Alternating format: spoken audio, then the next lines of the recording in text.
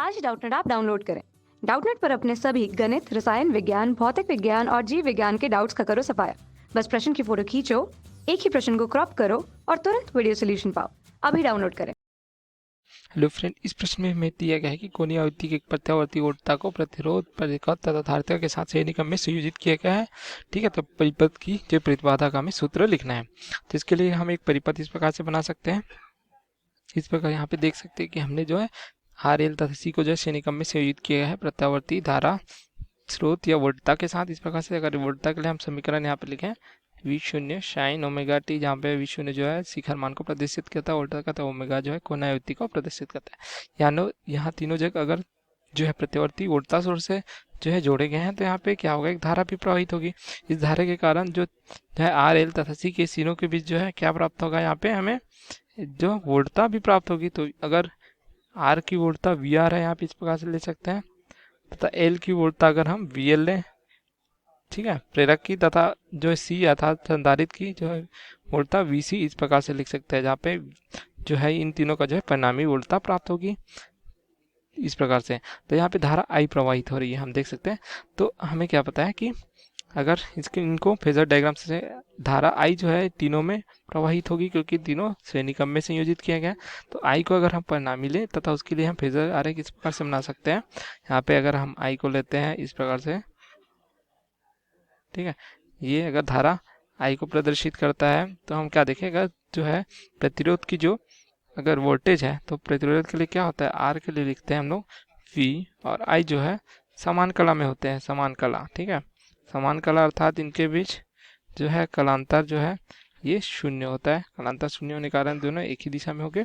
तो यहाँ पे जो है वी आर को हम इस प्रकार से प्रदर्शित कर सकते हैं, ये हो जाएगा इस प्रकार से, ये वी आर को प्रदर्शित करेगा। इसका आयाम जो है ज़्यादा होता है धारा से वोल्टेज का, क्योंकि वी बराबर होता है आई गुणित आर, इस प्रकार। तो इस प्रकार लिया हमने। अब हम क्या देखते हैं कि हमें जो है वोल्टता, अब जो है एल की वोल्टता के लिए देखना है, तो वी आई क्या होता है, इसमें जो है कलांतर होता है, ये प्राप्त होता है हमें 90 डिग्री का, तथा वी जो है आई से क्या होता है, अग्रगामी प्राप्त होता है इस प्रकार से, ठीक है। तो हमने पढ़ लिया, ठीक है।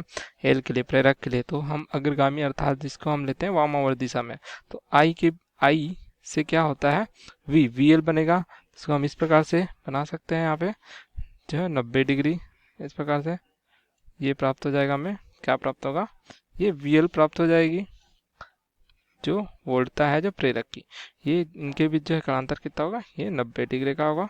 ये वी एल और धारा आई प्रवाहित हो रही उसके बीच। अब देखते हैं धारा आई और जो वोल्टता है वी सी, ठीक है, जो धारिता की वोल्टता है। तो सी के लिए क्या देखते हैं यहाँ पे कि जो होती है वी और आई के बीच क्या होता है, यहाँ भी कालांतर क्या प्राप्त होता है हमें, 90 डिग्री का। ताप है यहाँ पे वी आई से क्या होते हैं, पश्चिमगामी। तो पश्चिमगामी हम लोग इस दिशा में बना सकते हैं, अच्छा दक्षिणावर्त में। तो इसको हम बना लेंगे, ये हो जाएगी कितने डिग्री के लिए, 90 डिग्री, अर्थात वी एल के जस्ट इसके विपरीत दिशा में इस प्रकार से प्राप्त हो जाएगी हमें। इसको कालांतर कितना है, ये होगा 90 डिग्री, इस प्रकार से प्राप्त हो जाएगी। अब हमें जो है परिणामी वोल्टता वी ज्ञात करनी है, ठीक है, वी तो वी क्या हो जाएगा, इनका परिणामी। अगर वी एल और वी सी देख सकते हैं हम, ये इसका वी सी है, तो वी सी दोनों एक दूसरे के विपरीत दिशा में है। तो अगर यहाँ पे अगर देखें कि अगर वी एल बड़ा है वी सी से, तो इस दिशा में प्राप्त होगी। यहाँ पे हमें क्या प्राप्त हो जाएगा, यहाँ पे प्राप्त हो जाएगा वी एल ऋण वी सी, क्योंकि वी एल का मान बड़ा है। तो अगर इसको हम मिलाएंगे इस प्रकार से तथा इसको समांतर रेखा इस प्रकार से खींच देंगे, ठीक है, तो हमें क्या परिणामी जो है वी प्राप्त हो जाएगा। अगर हम इसको इस प्रकार से प्रदर्शित कर सकते हैं, ये क्या परिणामी वी को प्रदर्शित करते, तथा इस दूरी को क्या लिख सकते हैं हम, वी एल ऋण वी सी, जो इसके बराबर है, ठीक है, इस पक्ष के बराबर है।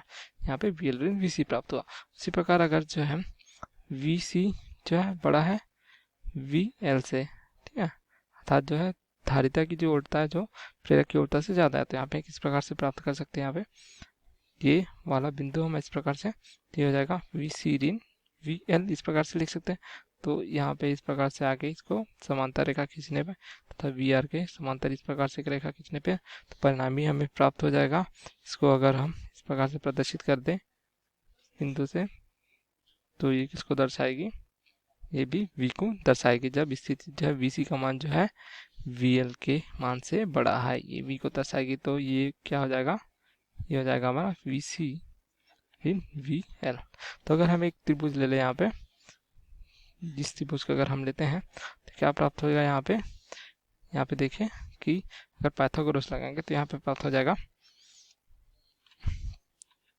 v का वर्ग बराबर होगा vr का वर्ग धन vl ऋण vc पूरे का वर्ग, इस प्रकार से प्राप्त हो जाएगा।